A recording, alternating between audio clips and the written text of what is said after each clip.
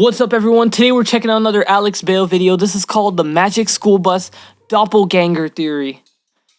Now, this theory is going to be about Miss Frizzle, and I don't know, this theory suggests that Miss Frizzle has a doppelganger and someone is covering for her. But yo, let's check this out, man. I watched the Magic School Bus like 10 years ago, man. So my memory isn't the best about the show. But yo, let's check this out. Make sure to like, comment, subscribe, and... There's something about going back and rewatching old TV shows from your childhood that just fills you with this warm, nostalgic feeling. But you also notice things that you never did. When your tastes have changed, these shows can still connect with you in ways that nothing else can today. That's at least how I feel when I rewatch The Magic School Bus. A show before everything became cynical and edgy. A show that just wanted to teach people how the world works. But then you find something in that show that you don't remember. Something dark. Janet, you want proof? I'll give you proof. Here's proof of what'll happen to you if you stay here with your stuff. Arnold, no! Oh, is that a clone? He has a cousin. That's his cousin, isn't it? Huh. That's weird. I don't remember Arnold dying in the show. And the more I rewatched, the more I realized how much I missed as a kid, and I knew I had to make my next theory about this. Inside the Magic School Bus is a culture of fear and lies, all to hide a massive secret. Trust me, this theory is just as dark or complex as any of my SpongeBob theories. This is the Magic School Bus Doppelgänger Theory.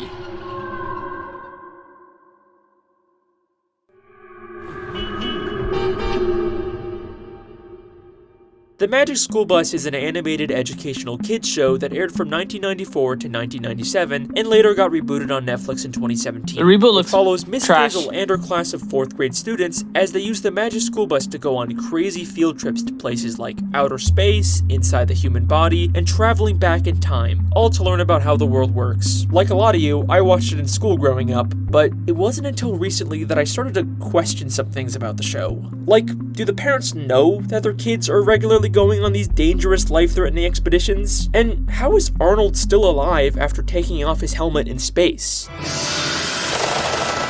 Because they're not in space? Or is he not a human? Or it's a clone?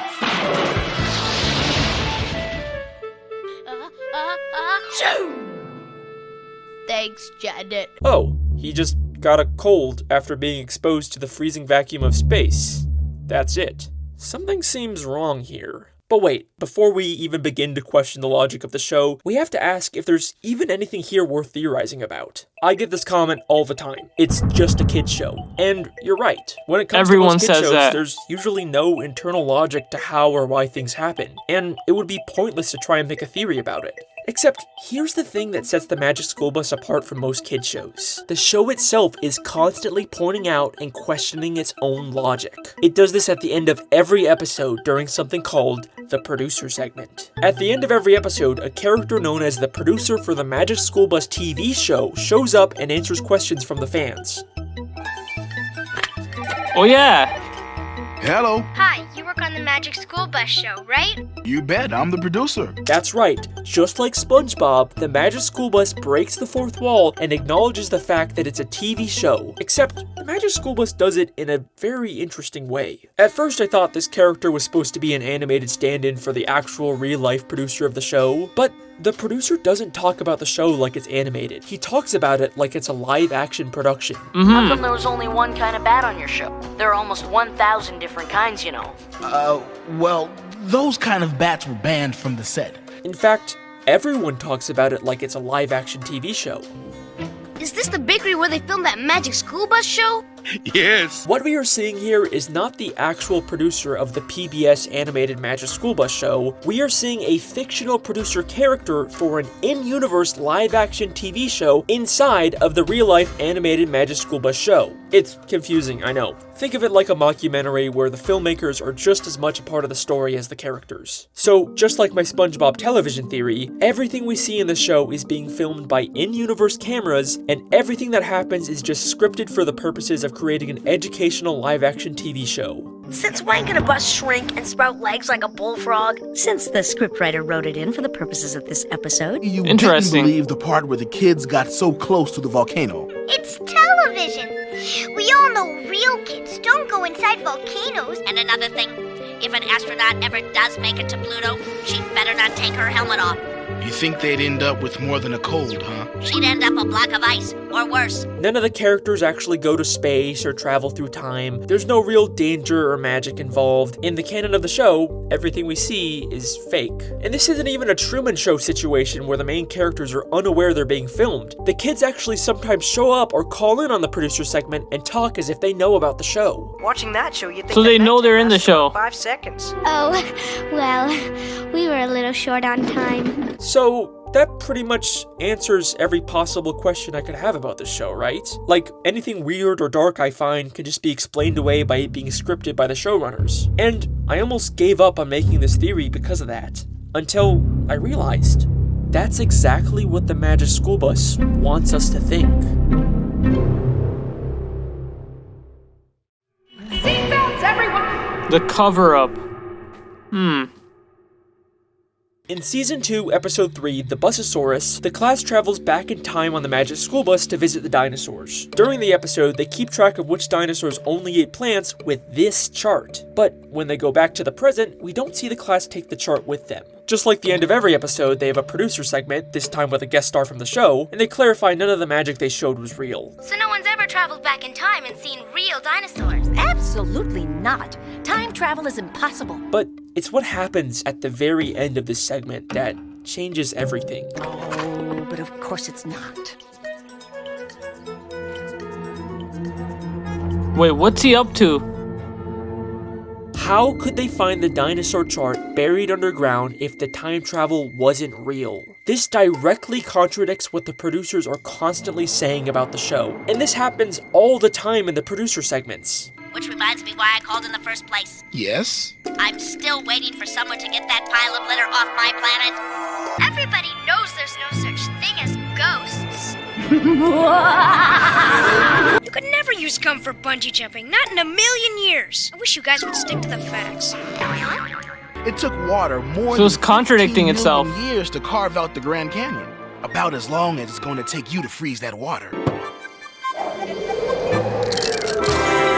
The impossible things that happen on these field trips are clearly real in the canon of the show, but why are they lying about it? In fact, they seem to get kinda nervous whenever the callers get pushy about what's real and what's not. It would have taken weeks for the asteroid to reach the sun. You made it seem like it could happen in seconds.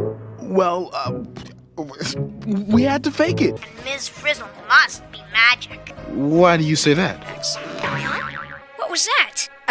That? Oh, that was just the sound of Liz stretching the truth. So why not just tell them that it's a real Magic School Bus? What's with all the secrecy? The class is constantly going to places like outer space. Maybe the they bottom think of it's the fake, sea, but it's inside actually an real. active volcano, all extremely dangerous places that no school could ever take kids unless they lied about it and pretended like the field trips were just faked as a part of an elaborate fictional TV show. And the cover-up goes much farther than just the show. The principal of the school has no idea what they're doing on these field trips. You're telling me you went inside a chicken to find me an egg? Yes, sir, we did. But going inside a chicken is not a state-approved field trip. And even when they tell him, he doesn't believe them. Do you really expect me to believe that the chicken laid an egg with all of you inside it?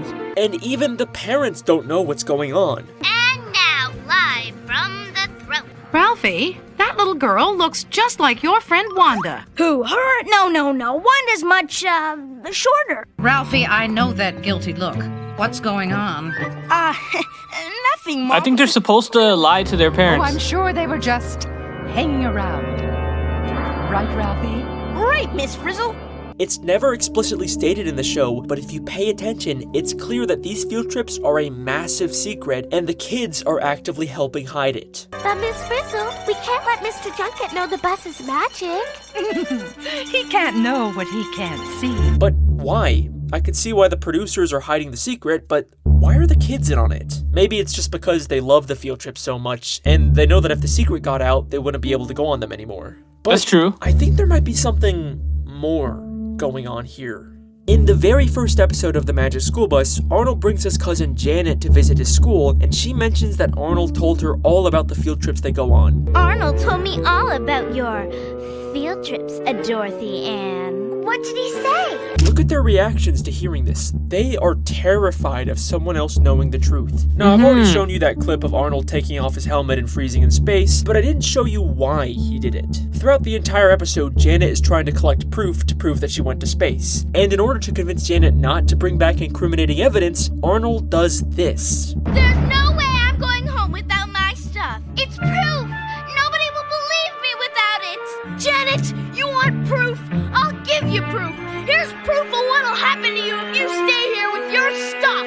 Arnold, no! So he's doing that to stop her from... Arnold is more afraid of Janet exposing their secrets than taking off his helmet in space. What could these kids possibly be so afraid of happening if the truth got out? Well, in Season 1, Episode 11, we actually do get to see what DA thinks would happen if her old teacher found out about their field trips.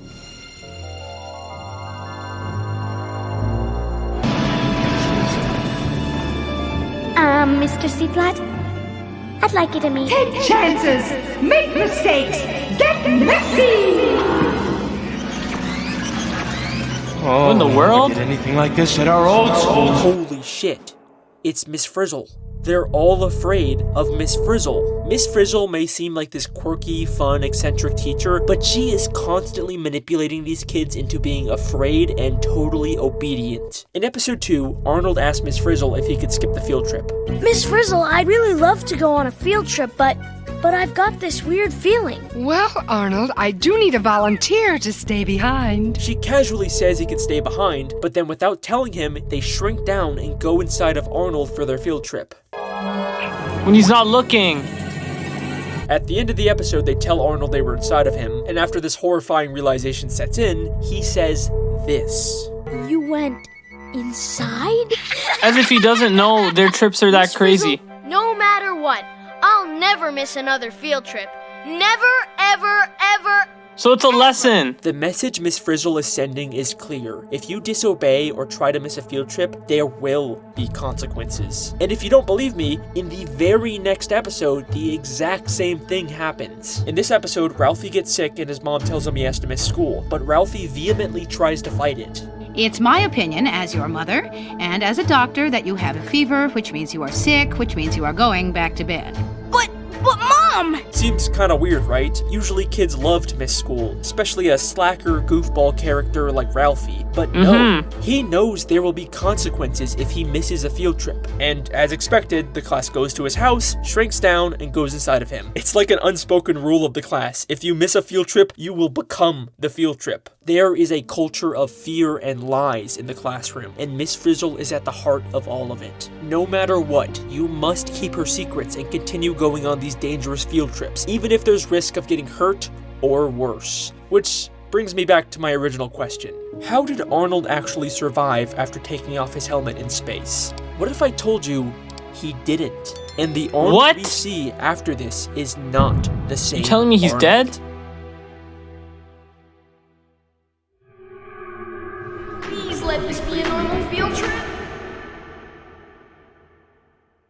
So, the Magic School Bus is supposed to be this infinitely powerful magical contraption, right? It can go anywhere, travel through time, and change itself or anyone else into just about anything. So, who's to say that the kids who get injured or killed don't just magically get brought back to life by the bus off screen? But after Arnold comes back from being frozen in space, he acts different. In the very next episode after he gets frozen, they keep calling attention to the fact that Arnold is acting weird for some reason. You feel alright, Arnold? It's sort of explained away in the episode, but it's weird how they keep bringing it up. Miss Frizzle, So I'd it's really love to go on a field trip, a second Arnold. but I've got this weird feeling. And before he was frozen, we heard him say this. I wonder where we're going today. Inside a rotten log? Been there. To the bottom of the ocean? Done that. He mentions how they've already been to the bottom of the ocean and inside of a rotten log. But they visit both of these places in future episodes, and Arnold never mentions the fact that they've already been there. In fact, no one does. It's like they don't even remember these past field trips. And this show does have continuity and a precedent for mentioning old field trips. This looks familiar, kinda like when we were in your bloodstream, Ralphie. Remember?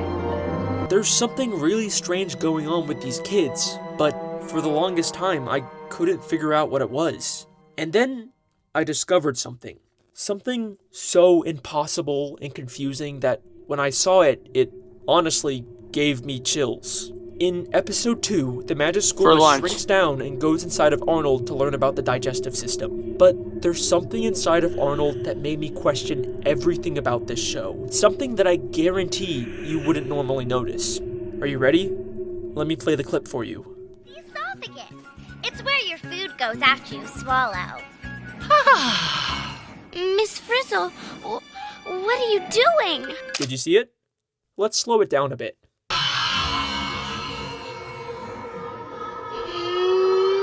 How the fuck is Arnold inside of Arnold? What? He is the one person who absolutely cannot be in the bus right now. But there he is, sitting in the back. But the next time we see the back of the bus, he's gone. No way, this has to be some sort of really weird animation mistake, right? Except 25 seconds later, we see him again sitting in the back of the bus. How is Arnold inside of Arnold? Okay, maybe they just made the same mistake twice, right? Except this isn't even the only episode where this happens. In season 4, episode 2, the class learns about a chicken's life cycle and shrinks Arnold down inside of an egg to watch it hatch.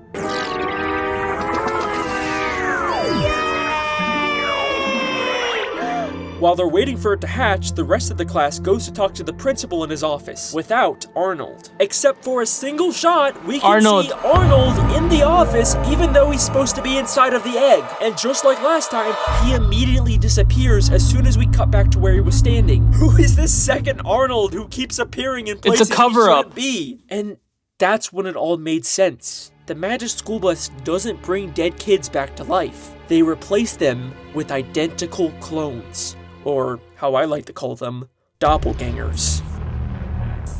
It is no coincidence that this second Arnold showed up in the episode immediately after Arnold died in space. This is either the space Arnold's body, or some sort of rogue doppelganger they lost track of, trying to blend in the back of class. But, wait a second.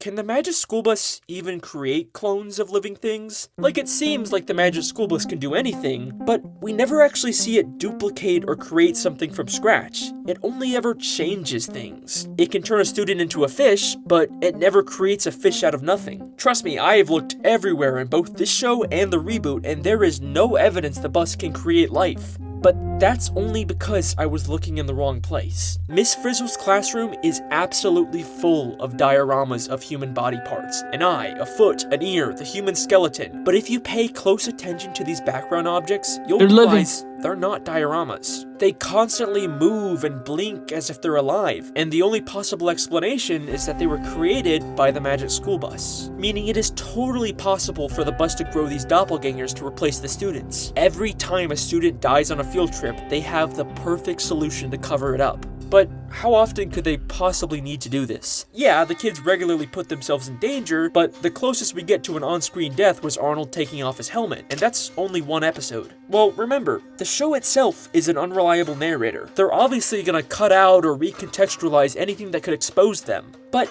I think they let an important clue slip in the very first episode. What's that? Remember, when Arnold came back from being frozen in space, he was sick, which seemed to carry over with how weird he was acting in the next episode. Maybe make it not look sus. Created, they come out very weak from the cloning process and have the symptoms of a sickness. Is it possible every time a character gets sick in the show, they've actually been recently replaced with a doppelganger? How else does the producer know details about Ralphie's specific sickness? What were those kids doing visiting Ralphie when he was so sick and tired? Oh, well, don't worry, he wasn't infectious. And Ralphie not being infectious would make sense if it's not actually a sickness, but the symptoms of being a newly grown doppelganger. And the same episode Ralphie gets sick, the skeleton in the classroom has a completely different outfit from previous episodes, with a different tie and no sunglasses. Maybe the classroom skeleton is where they store the body of the last dead student. It even has very similar shoes to Ralphie's. But this goes far beyond just the the occasional student getting replaced. I have found evidence of past field trips that went so horribly wrong that no student came back from them alive. In episode 4, they shrink down and take a field trip into the ocean. Eventually, they get fished out by a fishing woman who says this.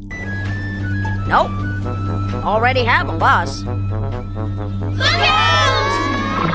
Why would she have already fished up a miniature bus from the ocean? I mean, maybe it's like a toy or something, but that's not the only time something like this has happened. Is that a clone? In Season 2, Episode 1, they explore an underwater volcano and briefly pass by a random sunken ship. Except, if you look closely, it has a figurehead of Miss Frizzle on the front of the ship. Maybe that's a real Frizzle. Would a random ship at the bottom of the ocean have this? Well, it looks a lot like when the Magic School Bus turned into a boat in Season 4, Episode 13, and had a figurehead of Liz, the class pet. These are the wreckages of past failed field trips where nobody returned alive. There have been countless children who have died on these field trips, but why? What is the point of all this? Who's really running the show here, and what is the true identity of Miss Frizzle?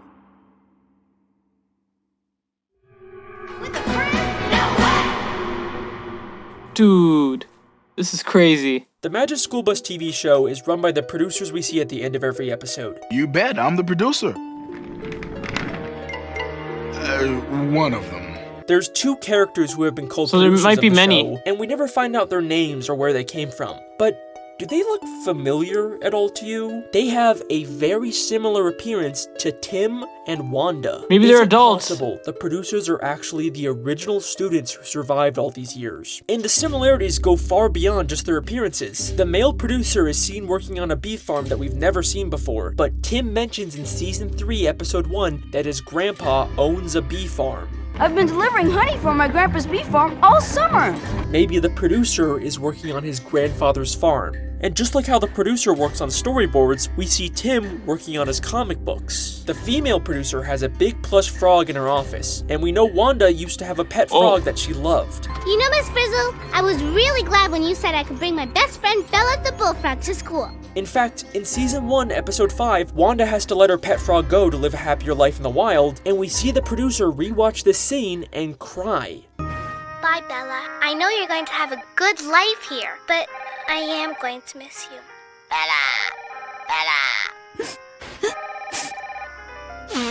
I think it is very likely that the producers are the original Tim and Wanda. But what about the rest of the original students? They died. Maybe Tim and Wanda are the only survivors, but I did find this guy working at a carnival in Season 2, Episode 10 that looks a lot like Ralphie. And I could also totally see Ralphie growing up to work at a carnival. But then what about Miss Frizzle? Even though we see the producers running things at the end of the episode, it seems like Miss Frizzle is also in charge of the show. You really expect us to believe that Mikey had the power to actually knock the bell clear off the hammer slammer?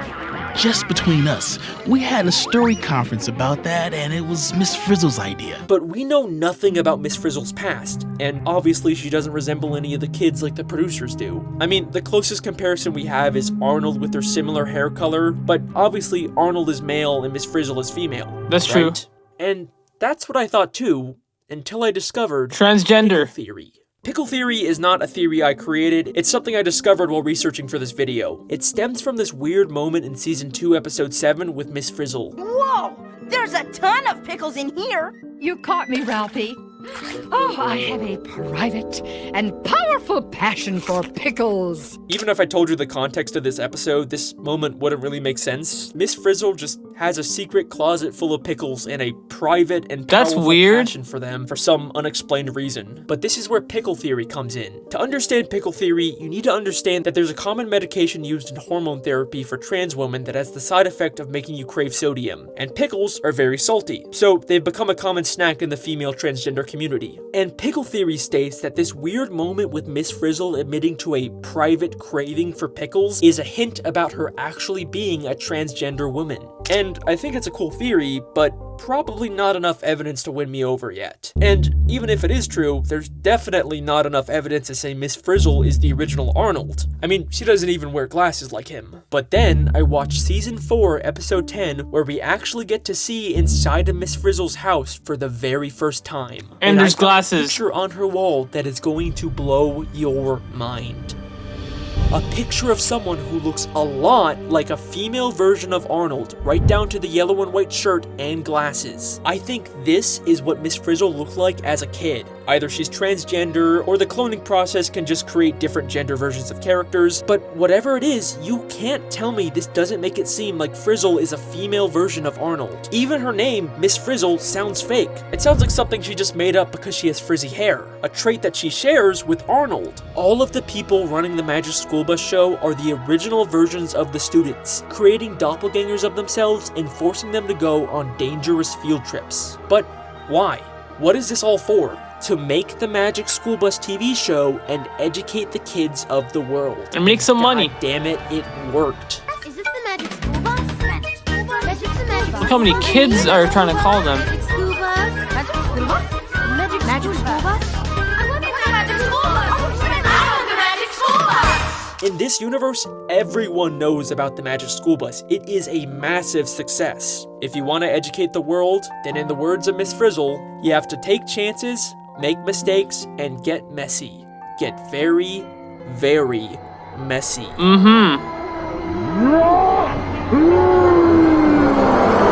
And that's the Magic School Bus Doppelgänger theory. Okay, bye. Yay! Okay, but that looks like the theory, the Magic School Bus Doppelganger theory. That was actually an amazing one. Personally, I think, yeah, the clones could be, I mean, the kids could be, like, the survivors could be those three. And I really think that the evidence is enough to prove that.